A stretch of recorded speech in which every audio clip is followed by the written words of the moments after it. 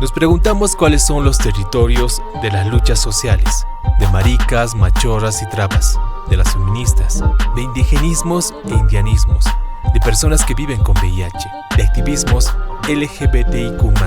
Queremos cartografiar esos territorios y transitar esas luchas a partir de espacios simbólicos en la ciudad y de sus márgenes. Y también encontrarnos para hablar con las personas que movilizan y le dan cuerpo a esas luchas. Parla Sibhanyani. Nos hablaremos.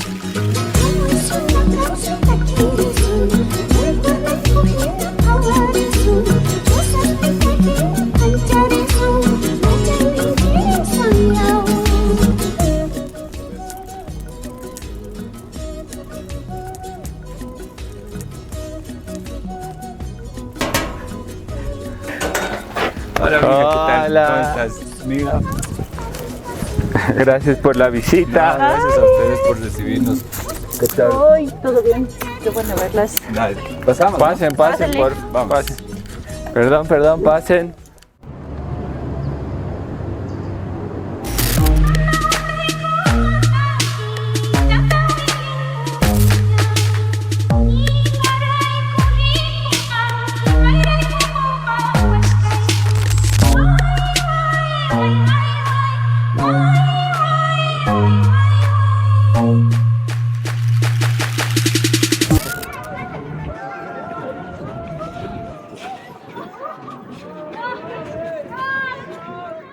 Bienvenidos, bienvenidas y bienvenides a este octavo programa de Parla Sibhanyani. Nos hablaremos cartografías territoriales de las luchas sociales en Bolivia. Nos preguntamos en este programa por los territorios que habitan los feminismos, las luchas LGBTIQ, la gestión cultural, los medios de comunicación populares y disidentes también, por supuesto. Y en este programa nos encontramos en la ciudad de Oruro y estamos en el estudio de Muy Guaso. Nos encontramos con Michelle Nogales y con Mijail Miranda. Gracias, Edgar. Yo súper feliz de estar con ustedes. Me encanta hablar con ustedes. Bueno, sí, yo soy Michelle Nogales, soy directora y cofundadora de Muy Guaso y este es nuestro estudio en Oruro. Gracias, Edgar. Mil gracias por la visita. Estamos de verdad muy contentos de poder recibirlas, de poder compartir este espacio y de generar, como decías, ¿no? Como estas memorias a partir de la charla, de la conversación, del hablarnos.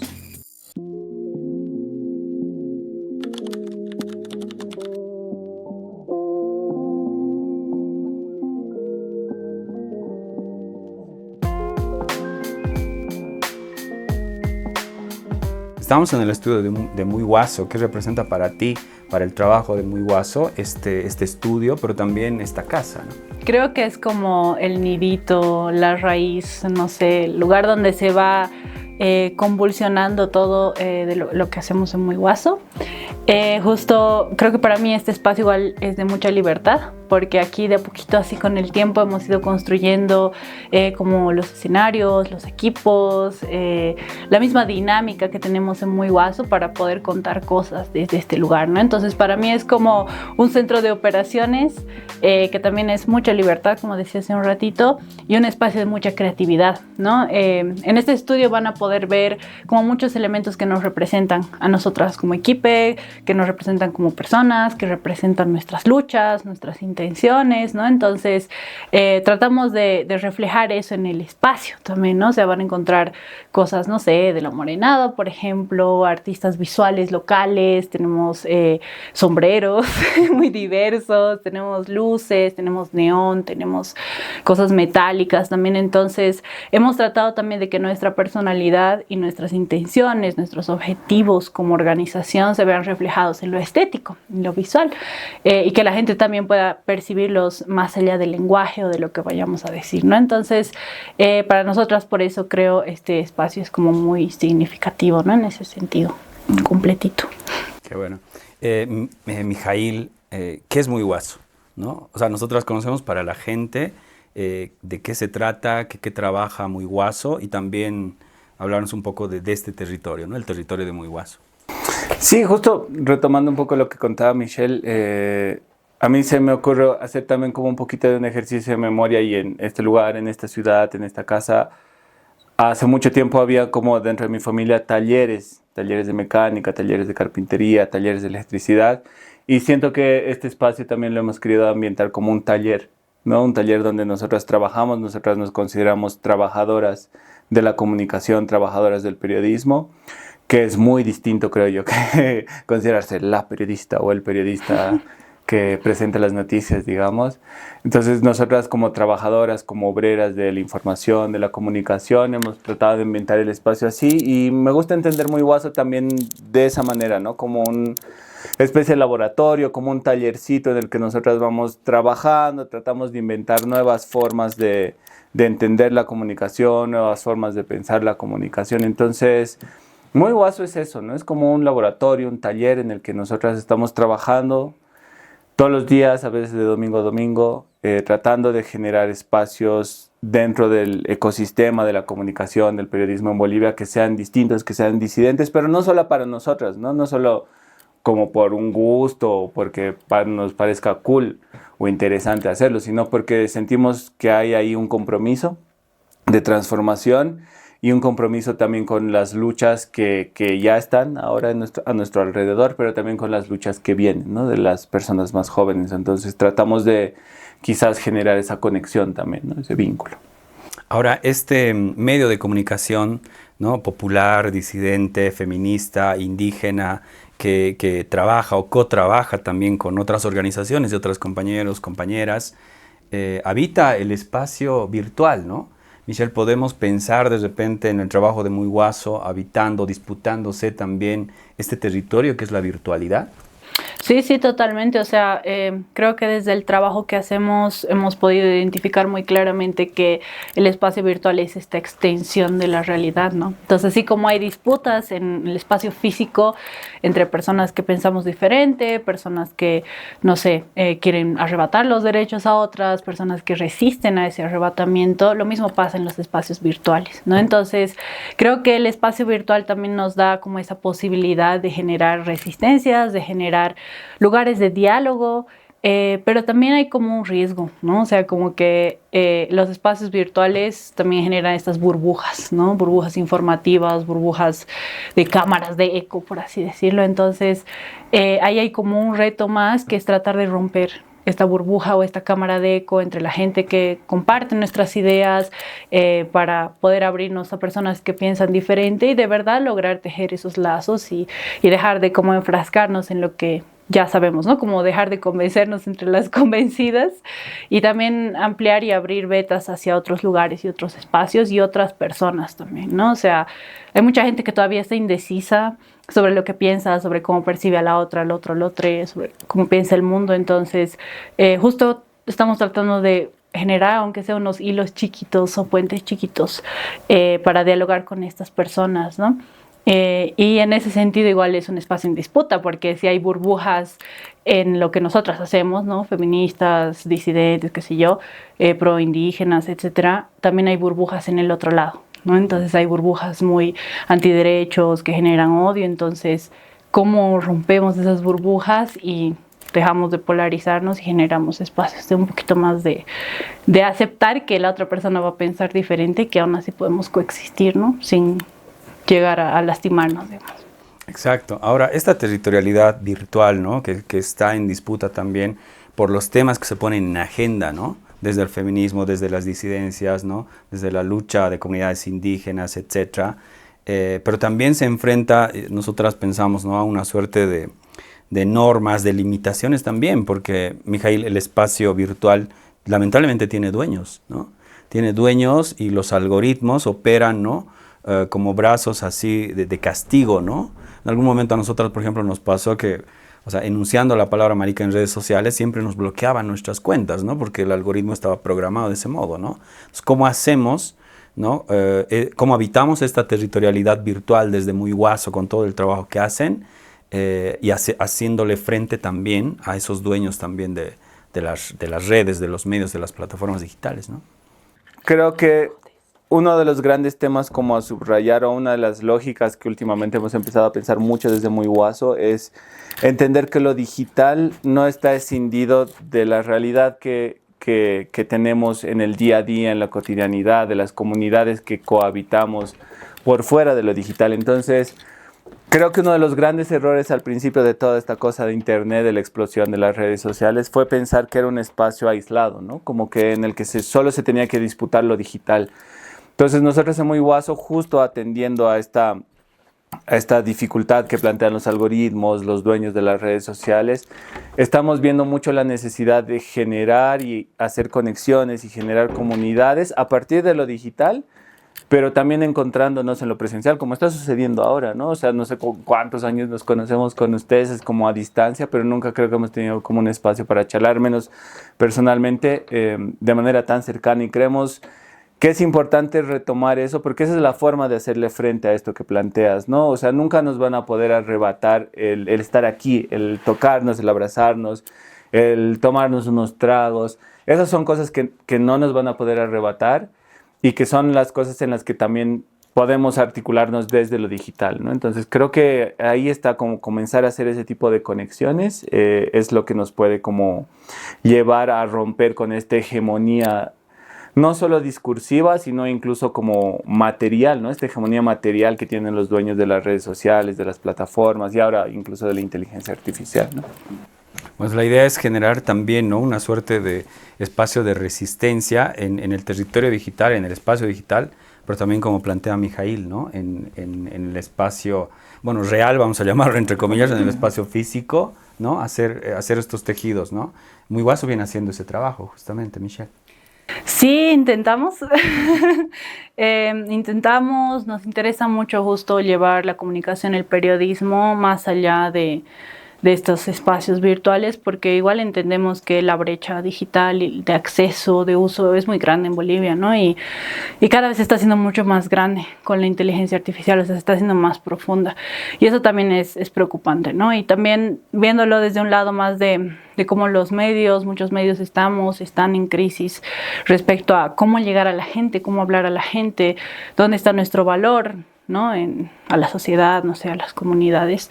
Estamos tratando de explorar eso, ¿no? Cómo encontramos otros espacios para generar comunicación, para hacer diálogo, para pensar ideas y para, de alguna forma igual, como empezar a generar estas pequeñas resistencias, ¿no? Justo ahí como spoiler y espacio de publicidad.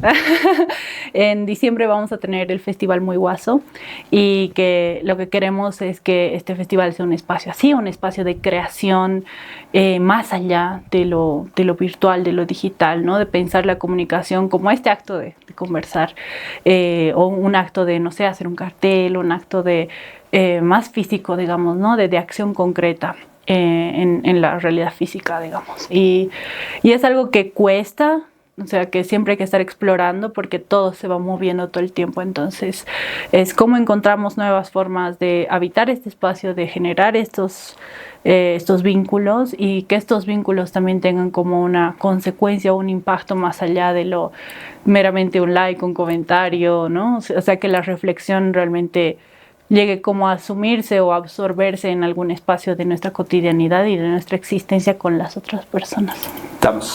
Vamos ahora, ¿no? ¿A la plaza? Vamos. Y ahí igual vamos a seguir grabando en el taxi, en lo que vamos caminando. Voy a grabar todo. Ese reality show. Se preocupa. ¿Quieres que te lo vuelque la luz para que hagas las tomitas? No. Ya, a ver, tal vez una de pie.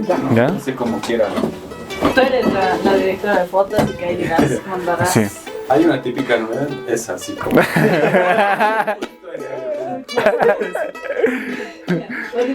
como de espalda. ¿Así como de perfil? Sí.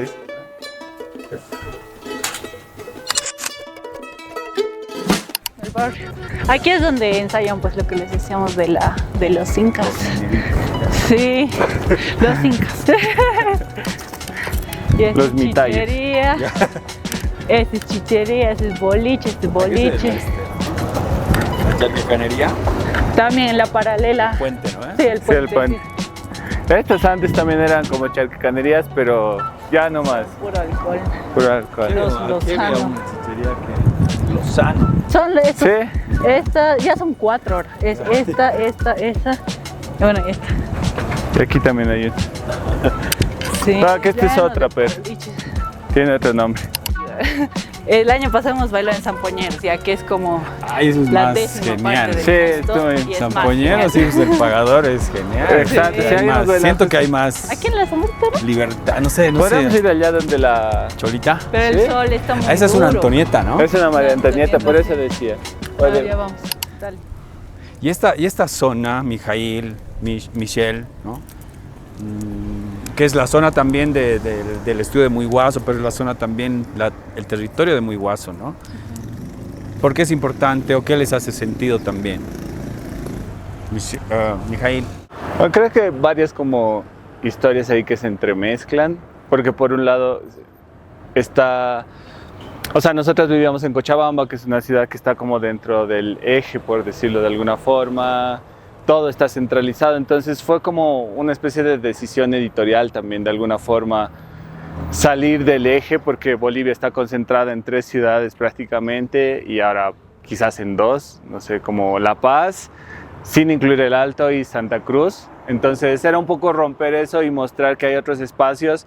Y a nosotros algo que nos gusta también de estar en Oruro es lo provocador que es, porque siempre piensan que estamos en La Paz por algún motivo, o sea, nadie se imagina que estamos en Oruro, y ahí sentimos que hay un gesto disruptivo también, ¿no? Como quebrar el imaginario con algo tan simple como trabajamos desde Oruro, o sea, también se hacen ¿No están cosas en La interesantes Paz? desde el, Es el clásico. fuera del eje. Y ahora el barrio creo que es un poco también trabajar con nuestras propias memorias, ¿no? Si bien Michelle no es de acá, pero muchos de los elementos que transcurren en el barrio, cómo se organiza el barrio, cómo se organizan las tierras de barrio, las tiendas de barrio, el mercadito, los mercaditos, las caseras de una u otra cosa, conforman una forma de existir y de recuperar ciertas memorias, ¿no? Que nosotras las sentíamos a nivel quizás más personales bastante extraviadas. Entonces es también reconstruir esos lazos y esas formas de habitar la ciudad que sentimos, como estábamos charlando hace rato, que son también disruptivas. Pueden parecer como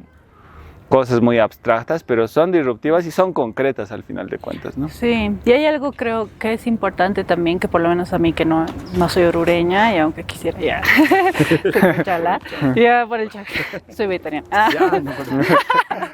En realidad justo lo que me mueve como de Oruro como tal, pero que también tiene sus contradicciones, es su relación con la fiesta, ¿no? O sea, Oruro prácticamente tiene su corazón o su eje en el carnaval, ¿no? Y o sea, con el tiempo he ido entendiendo que el carnaval también es un lugar de disputa, ¿no? La fiesta es un lugar de disputa. Y de alguna forma, aunque se intenta imponer una hegemonía en el carnaval, también he logrado identificar que hay estos lugares disruptivos, ¿no? O sea, como te comentaba hace un ratito, al frente de donde está Muiguazo, ensayan los Incas, que es como un conjunto súper antiguo, que es gente muy mayor, donde hay una población LGBT, donde hay personas ciegas, personas con discapacidad, ¿no? Y eso me gusta, ¿no? O sea, y aparte me gusta cómo se toma el espacio físico, cómo se toma el espacio público. O sea, siempre hay gente en las plazas, siempre estás ensayando en la plaza, y en la época de carnaval es como la ciudad se vuelve como un lugar de muchas mezclas, ¿no? Y es como, hasta hay disputas de clase, hay disputas raciales, hay disputas de todo tipo, religiosas, de distintas formas. Entonces eso me gusta. O sea, siento que en Oruro todavía el espacio público es un espacio donde se encuentran personas diferentes, comunidades diferentes, que están en pugna en otros lugares, en otros momentos, pero igual como que la están peleando, ¿no? O sea, porque la fiesta es de todos, entonces, y de todas, de todes. Entonces eso me gusta. Y creo que mucho de eso igual hay como en Muiguazo. O sea, es muy diferente la experiencia de vivir en Oruro que vivir en Cocha, ¿no? Y eso es lo que me parece disruptivo y bonito también del barrio. Por eso estamos aquí. Sí, y nos ha ayudado, y justo nos ha ayudado a replantearnos muchas de las cosas que hablábamos en la casa, digamos, ¿no? Es como en el estudio. Esta cuestión de habitar solo lo digital, o que lo digital esté por encima de lo territorial, digamos, o de lo físico, entre comillas, como decíamos. O sea, estar acá en Oruro nos ha obligado a replantearnos eso, porque nos hemos dado cuenta que estamos habitando una burbuja muy cómoda, muy satisfactoria, con muchas palmaditas en la espalda y eventos y qué sé yo, y estar haciendo la gran revolución, pero cuando rompes esa burbuja te encuentras con otra cosa, y Oruro nos ayuda y nos obliga a replantearnos justo esas cosas, ¿no? Y justo lo que decía Michelle es interesante, porque en época de carnaval, por ejemplo, esta esta avenida se llena de gente que ensaya morenada, porque estamos aquí frente a la sede de la Morenada Zona Norte, que es una de las primeras morenadas del mundo y además como una morenada mucho más popular que otras que se han convertido hegemónicas, ¿no? Y creo que sí, igual me gustaría como subrayar y recuperar esto que decía la Mishu de la potencialidad que tiene la fiesta en lo subversivo, ¿no? Y que es un espacio en constante disputa, y aquí en el carnaval se nota mucho, ¿no? Que se está intentando como institucionalizar la celebración, y esa institucionalización significa dejar a mucha gente fuera y significa también poner ciertas formas en las que comportarse, pensar y existir también. Entonces, es bien interesante eso. Sí.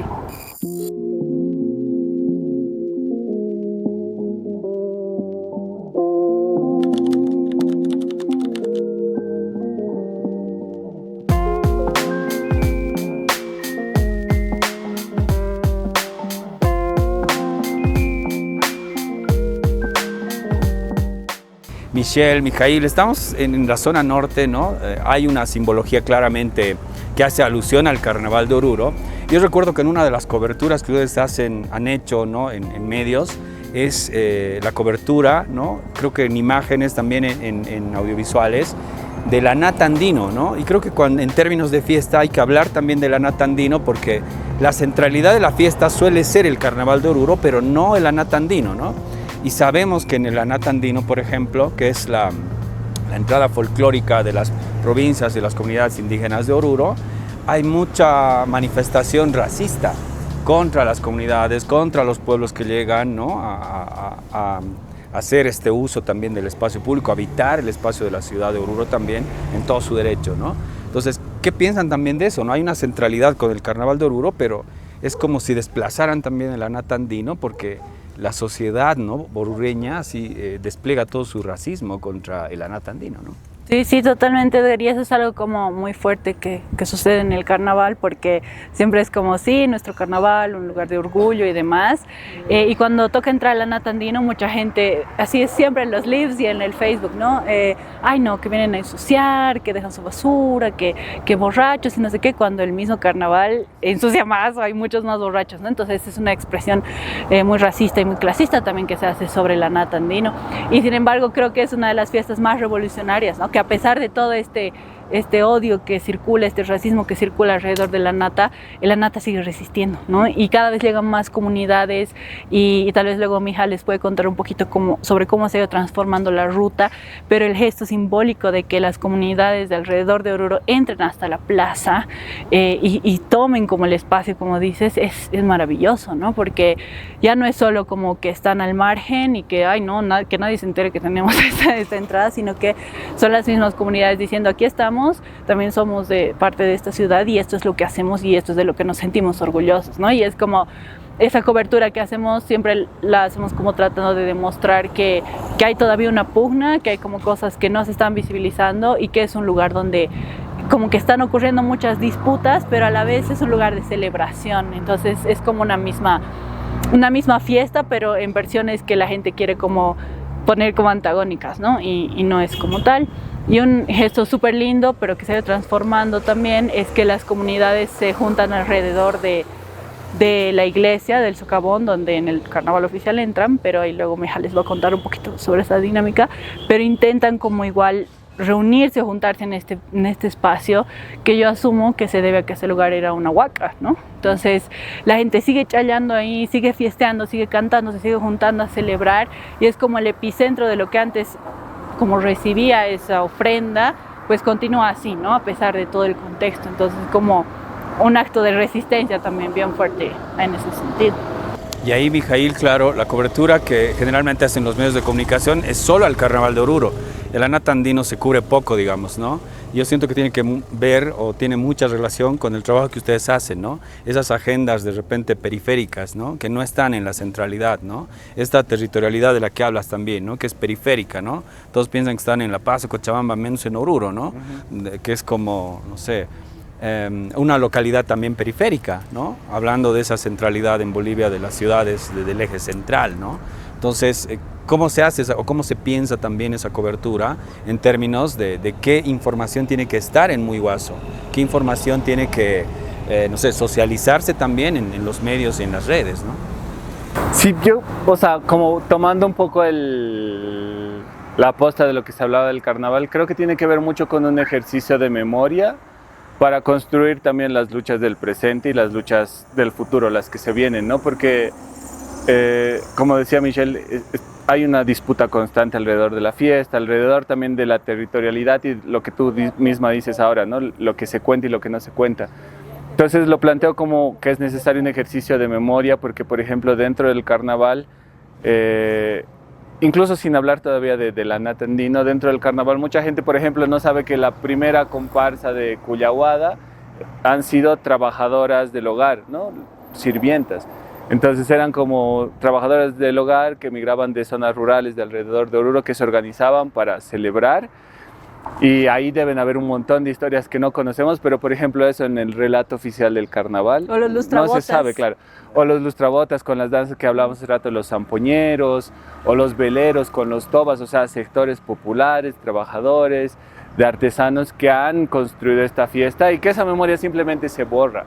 Y creo que ese es como el reto que tenemos, por ejemplo, desde medios alternativos como Muy Guaso y el trabajo que ustedes hacen y que nosotros admiramos por eso. Y es construir también estas memorias, ¿no? Pensar que no solamente se trata de los problemas que están sucediendo ahora y con una mirada a corto plazo, que también es un error que hemos tenido desde Muy Guaso muchas veces, ¿no? Como pensar que las agendas que están ahora son las más urgentes y las únicas, cuando es necesario pensar en estos procesos largos, ¿no? Que tienen horizontes emancipatorios distintos a los que vivimos ahora mismo. Y que, por ejemplo, alrededor de la fiesta yo siento que mucho de eso se ha borrado. Y son precisamente las maricas las que están tratando de recuperar y articular un poco de esa memoria, pero desde el campo, digamos, popular, por llamarlo de alguna forma aglutinante, eso está completamente borrado, ¿no? Y ese es un reto, por ejemplo, que tenemos desde Muy Guaso. Cómo mirar lo que está aconteciendo ahora con esa lupa, con un ojo puesto en esas raíces, en ese pasado, en esas reivindicaciones y las que van a venir, ¿no? Porque creo que ese es el gran reto y con la nata justamente pasa eso, ¿no? ¿Cómo se va a desenvolver esta historia de acá a 5 años, digamos? ¿Cómo se va a disputar el espacio? Porque ahora, como decía Michelle, hay esta tensión, ¿no? De la fiesta de los indios, como si estuviéramos en los años 50 o en los años 30, y la fiesta de los ciudadanos orureños, ¿no? Es como esa... De la gente bien, de la gente, como charlamos también profesional, digamos, ¿no? Entre comillas. Entonces, ¿cómo construimos esa memoria ahora y cómo va a servir esa construcción de memoria ahora en el futuro a 20 años a personas que se van a hacer preguntas como las que nos estamos planteando ahora? Yo creo que ese es el reto que tenemos desde Muy Guaso, es lo que nos hemos planteado, pero igual siendo muy honestos y autocríticas, todavía estamos en un proceso de construcción. Sentimos que todavía no hemos logrado articularlo como conceptualmente, tal vez sí un poco en la práctica, de manera muy atolondrada, pero conceptualmente es un trabajo que estamos haciendo ya desde hace un par de años. Lo otro que quería, claro, volviendo un poco también a la fiesta, específicamente al Carnaval de Oruro, Michelle, ¿no? Muy Guaso, ustedes, las fundadoras, no solamente son como gente que genera información alrededor de la fiesta y muchos otros temas, ¿no? Sino también son como los sujetos activos de la fiesta, porque han bailado, ¿no? En el Carnaval de Oruro, etc. Entonces, desde esa mirada, desde adentro también, tú planteabas, ¿no, Michelle, Mijail, ¿no? El tema de la institucionalización, ¿no? Del carnaval. Hoy es obra maestra del patrimonio oral intangible de la humanidad, etcétera, ¿no? Detente un título. Y también pasa el gran poder, ¿no? O sea, la gente se escandaliza cuando las cholitas paseñas se ponen escote, por ejemplo, ¿no? Para bailar. Y hay mucha gente, digamos, ortodoxa, ¿no? De la fiesta que sale a decir que no, que las cholitas no eran así, no bailaban así, eran así, ¿no? Entonces, esa institucionalización, yo siento que también le pone como normas, le pone corsés, ¿no? A la expresión, ¿no? De libertad que es en sí misma la fiesta, ¿no? Sí, sí, totalmente, totalmente. O sea, justo este conservadurismo que de alguna forma igual viene de posturas un poco más religiosas o más tradicionales, que se basan en eso, ¿no? De nuestras tradiciones no eran así, ¿no? Con el Mija siempre decimos, nuestras tradiciones, ¿no? Y es como, es una necesidad de mantener ciertas formas, no sé, que antes se consideraban de bien, ¿no? Como venimos diciendo hace rato. Y que son impuestas. Y que son impuestas también, claro. Son tergiversadas. Es una imposición casi colonial, ¿no? Hay una tergiversación ahí en medio, o sea, no es que estamos en la forma pura y primigenia de la fiesta, como decía el Mija, ¿no? O sea, muchos bailes los han fundado los trabotas, veleros, los carniceros. La primera diablada del mundo, la más antigua, esta es de los mañazos, ¿no? Es la diablada auténtica. Inmigrantes campo-ciudad. Migrantes campo-ciudad, los cocanis mismos, o sea, la morenada que ahora donde bailan mises y qué sé yo, y que gritan jayaya cocanis, son fundadas por personas que vendían coca, ¿no? Migrantes. Entonces, eso es algo que está todo el tiempo ahí presente, pero que se intenta tapar y se intenta ocultar, ¿no? Entonces, nosotras hemos bailado en la morenada, estamos bailando igual en los casi digo zampañeros, son zampañeros, sí, los zampañeros, y justo hemos migrado, digamos, de conjunto por esas cosas, ¿no? Porque a pesar de que nuestra morena era una morena popular, todavía existen estas cosas y hay estas tensiones que vemos afuera. Es como si los conjuntos folclóricos fueran pequeños microcosmos de lo que pasa afuera en Oruro. Y hay esta tensión de clase, hay tensión racial, hay tensiones de muchos tipos, ¿no? Y esta institucionalidad a nosotros igual nos incomoda, ¿no? Y este conservadurismo, entonces hemos ido a otro conjunto que igual hay estas cosas, pero la fiesta se vive de distinta forma, ¿no? Y eso es lo lindo, o sea, incluso desde el monto que pagas, ¿no? ¿Cuánto pagas para bailar? ¿Cuánto te cuesta tu traje? O sea, dentro del mismo carnaval hay esta segmentación de cuánto te puedes pagar vos, ¿no? De qué figura puedes llegar a bailar, en qué conjunto vas a bailar, en qué posición incluso del mismo conjunto vas a estar. Entonces, ese tipo de cosas son como perdón. Para que no te choques. Ah, ya. Perdón. Ese tipo de cosas, o sea, son bien interesantes, ¿no? Pablo, ¿qué tal? Hola, ¿cómo están? ¿Qué tal? Bueno. Gracias, que estés bien. Chao. Ya soy famoso. Entonces, bueno, volviendo a este tema, o sea, es justo como todas estas tensiones se ven reflejadas también dentro de los conjuntos, ¿no? Y es desde ahí que nosotras también, o sea, como te decíamos hace rato, como que nos gana la fiesta de alguna forma, ¿no? O sea, porque vivimos igual como esta experiencia de la celebración, de la ritualidad, en una forma muy personal, ¿no? Y que nos gusta igual que se ve reflejado en nuestro trabajo. Es un poquito complicado a veces, porque hay como distintas cosas se están cohesionando, pero también nuestra realidad invade lo que hacemos en nuestro trabajo, ¿no? Entonces, desde ahí también vivimos como la experiencia en lo que hacemos, ¿no? En la comunicación que estamos haciendo. Sí, igual a mí me sorprendió como ver desfile del Saracho, por ejemplo. O sea, yo, es X, digamos, ¿no? No ubicaba los colegios ni esas lógicas, pero una vez estábamos con el Mija y, o sea, hay estos, ¿qué se llaman? ¿Rompefilas? Sí, rompefilas. Que empujaban a la gente así como súper militar, pero, o sea, ni siquiera militar, es como, más no que sé, militar, paramilitar, fascista, así sí. como fascista, claro, o sea, completamente Sí. fuera de lugar, ¿no ve? O sea, X, digamos, y súper machos así los changos. Así. Es bien complicado esta figura, digo yo. No sé cómo. Cuidado, le daré un paso primero a la moto. Yo siento que, o sea, me entristece mucho eso, pero yo siento que se está volviendo mucho más conservadora la ciudad de la que yo recuerdo, porque yo me fui como en 2011, creo. Ya. Y volví como 10 años después y yo siento que está mucho más conservadora que antes. Es claro, esa es otra gran discusión. Mira, y ahorita lo que usted me decía, ¿no ve?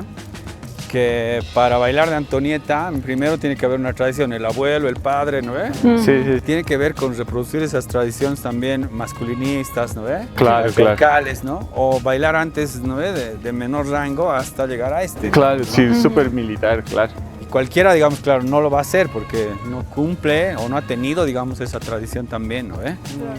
Entonces, incluso la fiesta, que es un lugar donde asumimos, ¿no?, que hay ciertas libertades, no es tal, digamos, ¿no? O sea, no está haciendo, por lo menos en estas fiestas, ¿no?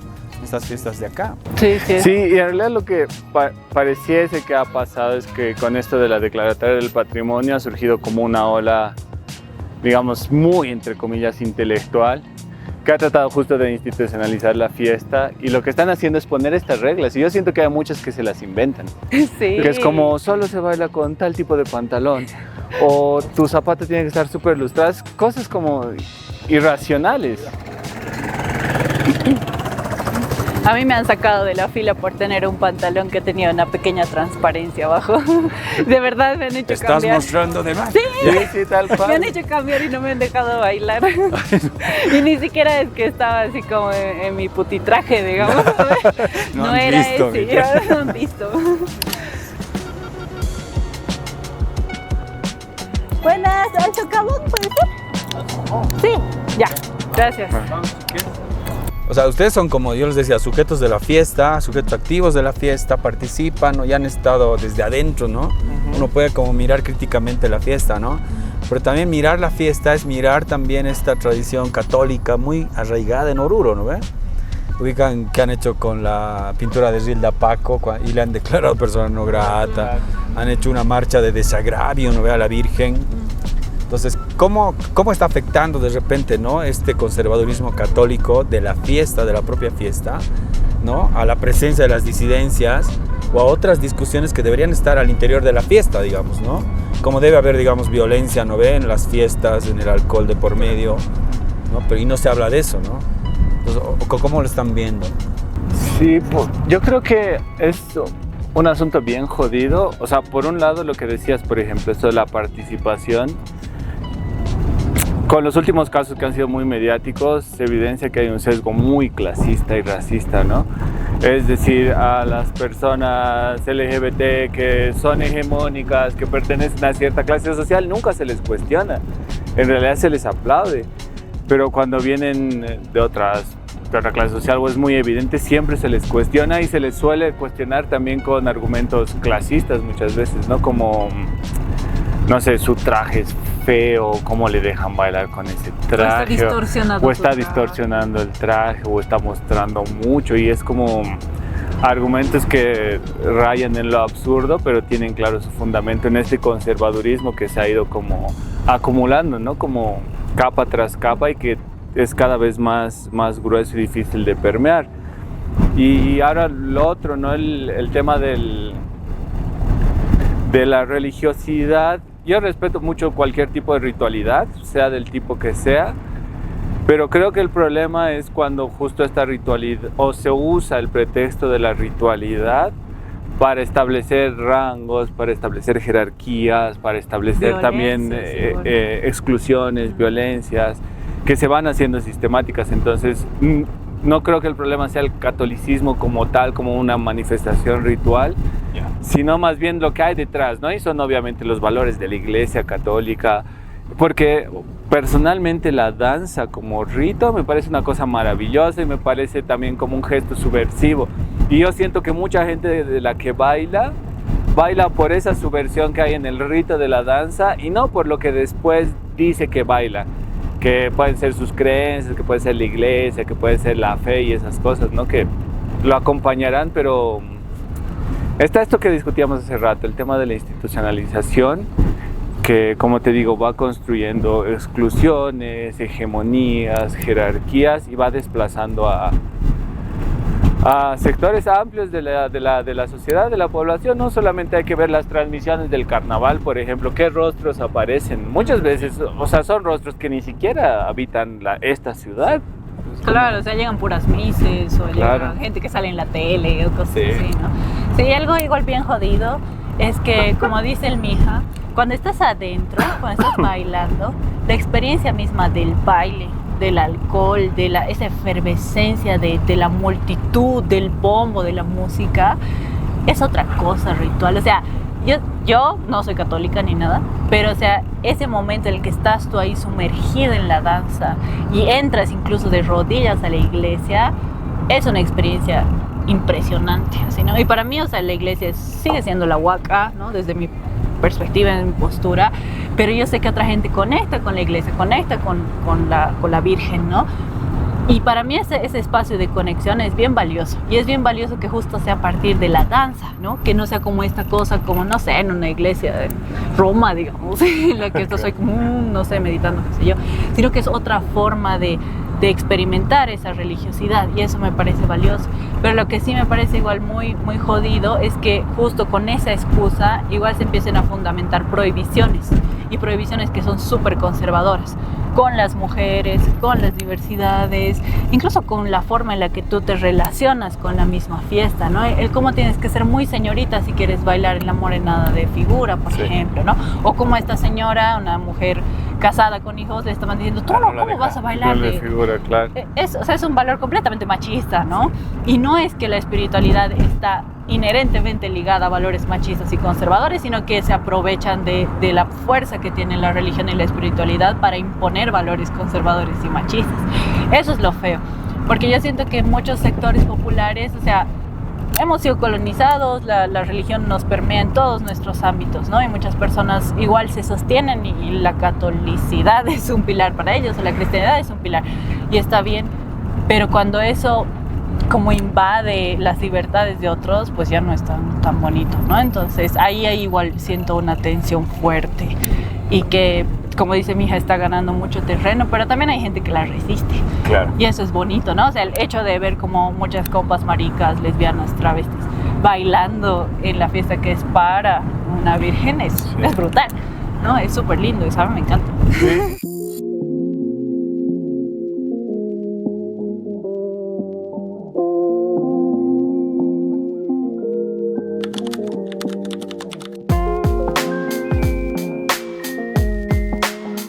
Michelle, nos encontramos en este tercer punto del recorrido de estos territorios que estamos callejeando en la ciudad de Oruro. Estamos en el atrio de la iglesia del Socavón, ¿no? Porque es importante para el trabajo de Muy Guaso, para ti, para Mijail también, por supuesto, este tercer espacio, este tercer territorio. Súper, sí, o sea, creo que para mí, para Muy Guaso es un punto central, porque justo aquí pasa algo que te comentaba hace rato, ¿no? En el Anata llegan aquí todas las comunidades, ese es como el punto final, que para mí es como la Huaca, que sigue ahí, donde la gente llega como a este punto a rendir como ofrenda, a rendir tributo, pero lo que pasa es que en carnaval, para los días de la nata, le ponen una reja. Entonces lo encierran toda la iglesia, incluso hasta aquí, y ponen personas a pintar supuestamente el piso, para que las comunidades indígenas no se acerquen y no se paren y no se sienten en donde está la iglesia, a pesar de que es un punto central para la ritualidad. Pero en los días de carnaval, el carnaval oficial, pues está súper habilitado. Aquí es donde pasa la danza central, donde hacen sus demostraciones las fraternidades, y se entra de rodillas hasta la iglesia, ¿no? Entonces es como un espacio que está abierto para unos, pero clausurado, cerrado, prohibido para otros, ¿no? Y en base a qué fundamento, a un fundamento clasista y racista también, ¿no? Y de lo que se permite y lo que no se permite. Porque siempre es como, no, vamos a cerrar la iglesia porque lo van a ensuciar, porque lo van a dañar para el día del carnaval, las comunidades indígenas, ¿no? Entonces, bajo esa excusa, se prohíbe a la gente como tomar un espacio que también es un espacio público, ¿no? Por un lado, para mí eso es importante, y lo otro es como una cuestión muy ritual, justo por eso, ¿no? Porque es una iglesia que es impuesta desde el colonialismo, desde religiones que vienen por fuera de nuestros territorios, y se ha puesto la iglesia sobre la Huaca, que es un lugar espiritual, un lugar sagrado, ¿no? Para las comunidades indígenas, comunidades aymaras, los urus también. Entonces hay como esta tensión que todavía está presente, porque tú entras a la iglesia, sí está la Virgen del Socavón, etcétera, pero abajo también está el tío de la mina, sí, ¿no? Entonces es como un lugar en el que también coexiste estas dos formas, digamos, de evitar la espiritualidad, que no tienen por qué ser antagónicas, sino que mucha gente sí cree en la Virgen católica, pero también va y le deja su coquita y su cigarro al tío de la mina, ¿no? Entonces es un espacio para mí súper interesante y súper fuerte en ese sentido, ¿no? Que una cosa no anula a la otra, que pueden coexistir, que se puede coexistir en la diferencia, en estas como particularidades de cómo vivir la espiritualidad, y en el sentido de que también siguen existiendo estos espacios, ¿no? O sea, sigue existiendo un tío al que se le puede ir a dejar cosas, al que se le puede ofrendar, siguen existiendo estas ritualidades como muy fuertes, estas cosas que todavía como que dicen existimos el mundo, este mundo actual, no sé, posmoderno, de una forma distinta y que nos conecta con otras cosas, ¿no? Entonces creo que eso es como para mí muy importante de este punto, sí. Por eso creo que lo hemos elegido. No sé si el hija tienes. Mijail, igual volviendo a estas reflexiones que plantea Michelle, ¿no? También en estas prácticas así racistas, ¿no? De negarle, por ejemplo, ciertos espacios a la nata andino, a la población, a las comunidades, a las provincias, que son los sujetos de la fiesta, ¿no? En el nata andino, también hay una negación de ciudadanía, ¿no? No se los reconoce como ciudadanos, ciudadanas, ¿no? Por muy departamento de Oruro que sean, digamos, ¿no? ¿Cómo afecta de repente así, ¿no? ¿Qué es la sociedad orureña finalmente, ¿no? Negadora también de otros y de otras, ¿no? Sí, creo que este espacio es precisamente importante por eso, ¿no? Porque a partir de estos disciplinamientos, a partir de estas especies de artefactos de disciplinamiento social, se empiezan a generar jerarquías, se empiezan a generar categorías de lo que es aceptable, de lo que no es aceptable. Y creo que es interesante pensar también esta analogía no solamente en el ámbito de la fiesta, la celebración de lo cultural, sino también en lo comunicacional. Por ejemplo, desde muy guaso nosotros enfrentamos muchísimo el asunto de quién es periodista y quién es no periodista, que podría ser tranquilamente la misma pregunta que tú estás planteando, ¿no? ¿Quién es ciudadano y quién no es ciudadano y por qué? ¿Y bajo qué lógicas? Entonces pasa lo mismo con el tema de la comunicación y el periodismo. Solo los periodistas pueden hacer periodismo. Y creo que es muy inspirador este espacio para Muy Guaso en ese sentido, ¿no?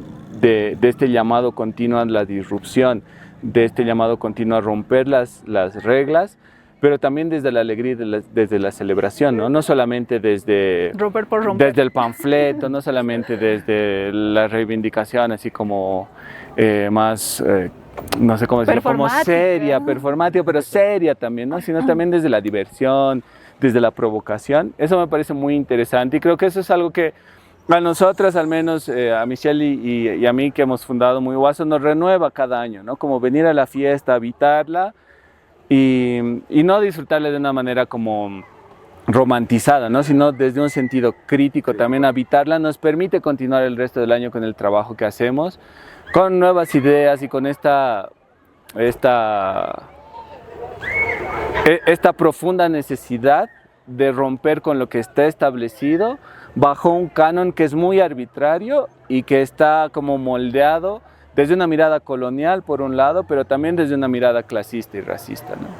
La comunicación también es un escenario, ¿no? Un espacio institucionalizado, ¿no? Y en esa medida, claro, tiene como tradiciones también establecidas en las que difícilmente, digamos, como podrían como participar, ¿no? Medios populares, ¿no? Experiencias de comunicación disidentes, ¿no? Sí, sí, completamente. Es decir, por ejemplo, haciendo el mismo ejercicio que estamos haciendo con el Anata Andino. ¿Quién puede bailar en esta ciudad? ¿Quién puede habitar festivamente esta ciudad? El ciudadano orureño. Si hablamos de eso en la comunicación es ¿quién puede hacer periodismo en Bolivia? El periodista urbano de clase media que se ha formado en una universidad y muchas veces hasta en una universidad privada, ¿no? Porque quienes tienen más posibilidades de habitar los espacios mediáticos más masivos son gente que estudia en universidades privadas. La gente que sale de las universidades públicas por ahí tiene que pelearla. Pero ¿qué sucede con las personas que hacen comunicación, que hacen periodismo, que habitan los territorios rurales, que no tienen oportunidad de salir de esas comunidades, pero están haciendo radio, están haciendo periodismo, están informando a sus comunidades, están generando memoria? Ellos no son periodistas y es una pregunta que nosotros nos hacemos siempre, ¿no? Y por eso igual como en este afán de romper nuestra burbuja también hemos tratado de buscar espacios en los cuales fortalecer a estas comunicadoras que están trabajando en estos espacios que no tienen dónde fortalecer sus habilidades, que no tienen dónde formarse, que no reciben quizás el apoyo que necesitan para explotar todo su potencial y contribuir así a la memoria, al trabajo periodístico y comunicacional de sus comunidades. Sí, también creo que es súper interesante cómo explorar estas otras formas de comunicación, ¿no? O sea, muchas veces tendemos a pensar que lo masivo, lo hegemónico en términos comunicacionales es la única forma de hacer comunicación, ¿no? Y por ejemplo, lo que están haciendo ustedes, o sea, intervenir espacios con personas que no son como voces autorizadas o no son las que tienen el foco encima de ellas, personas que tienen formas distintas de hablar, personas que tienen distintas formas de reflexionar. ¿Cómo es que se va generando una comunicación que, como decíamos en la primera parte, como permea en el tejido social y genera ciertos cambios en la sociedad, ¿no? Entonces, para nosotros, por ejemplo, eso es una cosa bien bonita, cómo se mueven las radios comunitarias en el Anata. Si tú vienes a la Anata, tienes personas transmitiendo en quechua, en aymara, en distintos idiomas originarios de distintas comunidades. Tienes personas ahí con su Osmo y su celular transmitiendo en aymara para una comunidad de Norte Potosí, cuando entran las personas con sus guitarrones, ¿no? Que se llama, mija, no me acuerdo siempre.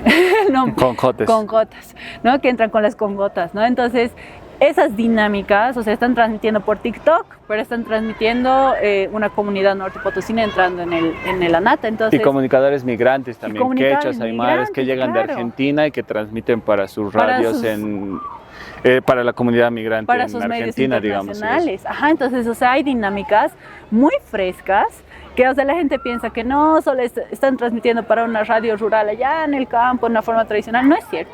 O sea, en el ANAT, en las mismas formas de comunicar más populares, hay formas muy interesantes de repensar la comunicación, ¿no? En cómo igual, por ejemplo, estas transmisiones de TikTok hacen que los papás que están en la comunidad y no han podido llegar, o que están en Argentina o están en España y no han podido llegar, puedan ver a sus hijos, a sus sobrinos, a sus nietos, cómo se refleja igual todas estas problemáticas en la misma fiesta, ¿no? Y cómo esto, la comunicación teje estos puentes, ¿no? O teje estas nuevas lógicas. Y justo creo que desde esa exploración igual es bien bonito como salir, y lo que nos cuestionabas hace rato, ¿no? O sea, ustedes como Muy Guaso están teniendo acción en el territorio y que para nosotras está resultando un reto, una complicación, pues es eso, ¿no? Es como hay cosas súper interesantes que están pasando en la esquina, en la calle, y es necesario vivirlas, es necesario experimentarlas, es necesario estar con la gente para entender cómo están funcionando, cómo se están transformando y dónde también es necesario tomar acción, ¿no? Y creo que eso. Sí, y ahí me gustaría como complementar igual algo que me parece interesante, y es que esa ha sido una gran enseñanza para nosotros de la fiesta, ¿no? Esto que estaba contando Michelle, que yo lo había olvidado. Y es una enseñanza porque te permite entender pues que la comunicación o el periodismo no es titular y decir el presidente no sé qué, denunciar a no sé cuál o Tumbar gobiernos. o ni siquiera simplemente decir, incluso desde nuestro lado, desde el trabajo que nosotros hemos hecho más como de un periodismo activista o identificado con ciertas luchas, ni siquiera es solamente pues decir los derechos están en riesgo, ¿no? La comunicación y el periodismo también pueden servir para tejer comunidad. También deberían servir para eso, y eso es como uno de los cuestionamientos más grandes que nos hemos hecho últimamente, ¿no? Porque puedes tener 10.000 visitas a tu sitio web, que te den muchos likes, cierto tipo de reconocimiento hasta profesional, muy entre comillas, pero ¿cómo repercute, lo que no estabas preguntando, cómo repercute eso en el día a día, en la cotidianidad? Por ahí no repercute nada. Entonces es importante eso, ¿no? Que la comunicación y el periodismo sirvan para tejer comunidad, que sirvan para tejer lazos de confianza, y después también a partir de ahí como que surgen luchas, ¿no? Porque ahí se plantean también y se discuten necesidades comunes que después nos articulan, porque si después no hacemos eso, ¿cómo nos organizamos, no? ¿Cómo nos vamos a articular si ni siquiera estamos pudiendo sentarnos a tomar una cervecita, digamos? Tienen que ser útiles en el cotidiano. Y agrego una última cosita más, que creo que justo un rol súper importante de la comunicación en este sentido, y porque me gusta harto este espacio, y la avenida cívica, que es donde todos están grabando, ¿no? Todo el rato, es que justamente a partir de la comunicación y del periodismo se hace un registro histórico. Y es la memoria histórica, y es esto que ustedes están haciendo también y que charlábamos hace rato. O sea, el decir, aquí ha pasado esto y se hacía así, de esta forma, y ahora, 10 años, 15 años después, se está haciendo así, de esta forma. O sea, nos ayuda a nosotros a tejer esas ideas, a tener fundamentos para nuestras luchas, a tener motivaciones para las luchas del futuro, ¿no? Justo nosotras hemos notado este cambio en el ANATA gracias a que veníamos a grabar desde comienzos, ¿no? Porque las primeras veces que hemos venido a grabar el ANATA, allá en las gradas, como que se juntaban las comunidades que tocaban como retretas. arqueada, ajá, como hacían retretas. Competían. Entonces competían, digamos, ¿no? Así como San Pedro competía con no sé qué, Corque, digamos, ¿no? Entonces tocaban así y era una cosa así hermosa, era como el alba, pero en el ANATA. Y luego, un año o 2 años después, cerrado con rejas. Se le pusieron rejas. Luego, al otro año, ya también pintando esto. Entonces, cada vez están reduciendo más el espacio. Y ponen guardia civil también, o sea, como han ido recorriendo la restricción, mucho más lejos de la iglesia. Comiéndose el espacio de la fiesta popular, el espacio público. Y esto lo hemos podido notar porque tenemos el registro y porque veníamos a filmar y a grabar y no sé qué, a tomar fotos. Entonces, creo que ese rol de la comunicación como veedores, como registro histórico, pero también como tejedoras de lazos y de hacer cosas útiles para la gente, creo que es algo que tenemos que retomar con más fuerza, ¿no? Y no solo remitirnos a informar en el sentido de brindar datos, porque eso ya podemos hacerlos todos los ciudadanos gracias a las redes, sino también en ser como agentes útiles, digamos, en nuestro contexto, en nuestra comunidad. Construir esa memoria viva, ¿no? La de hoy, ¿no? La del presente también. Michelle, una última preguntita para cerrar, ¿no? Muy Guaso, ¿no? A través de sus plataformas digitales pone en agenda temas importantes, ¿no? Temas urgentes también, ¿no? De las disidencias, de los feminismos, etcétera, ¿no? Del agronegocio en Santa Cruz, etcétera. Hay muchos temas.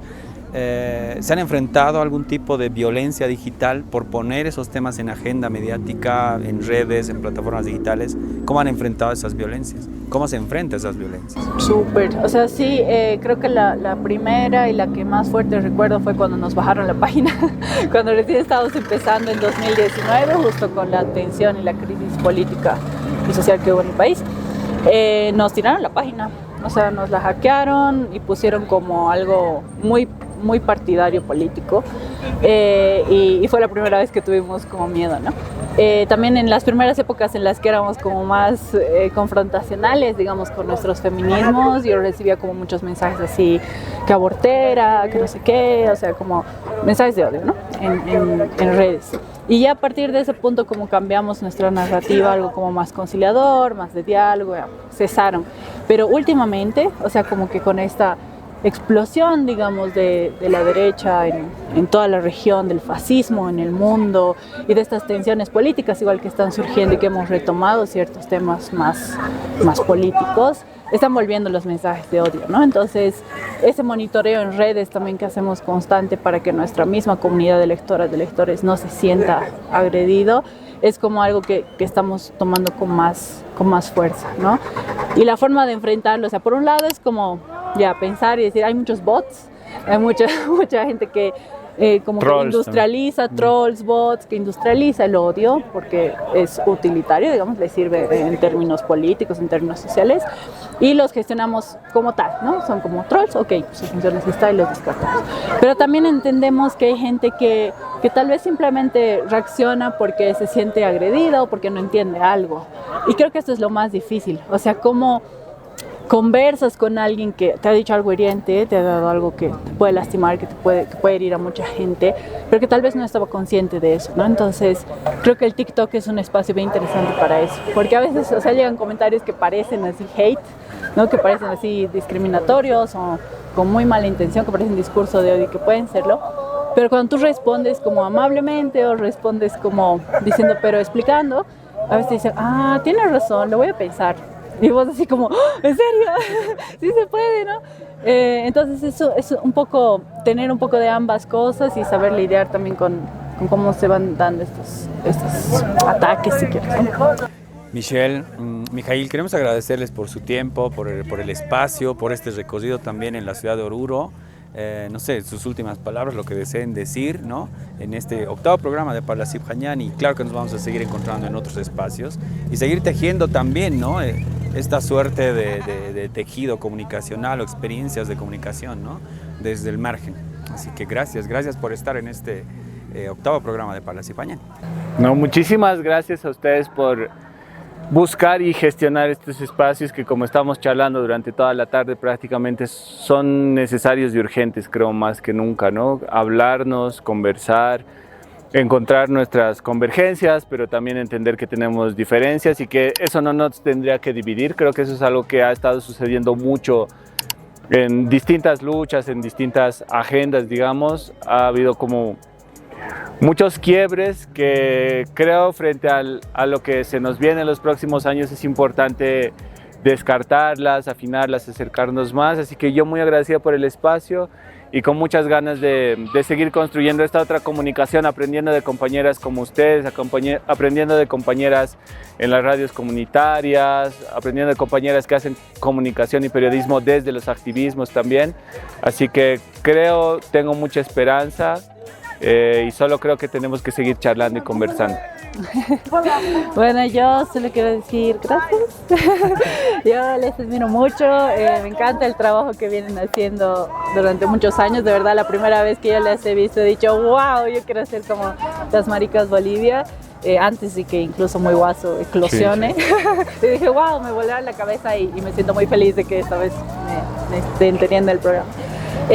Y lo otro igual que quería como decir para cerrar es que me encanta como esta forma de hacer comunicación que tienen ustedes y que también, o sea, a mí me sirve como introspectiva o retrospectiva sobre lo que hacemos como Iguazo, ¿no? Entonces es como una evaluación de lo que estamos haciendo, como un examen, una forma de mirar hacia adentro y de decir, pucha, o sea, lo estamos haciendo bien, ¿en qué estamos fallando? ¿Dónde están nuestras fortalezas? Y muchas veces no hacemos eso. Y es muy, muy valioso. Así que feliz de estar con ustedes y más aún aquí en Oruro y de que hayamos elegido lugares tan bonitos para charlar. Gracias y nunca dejen de hacer lo que están haciendo.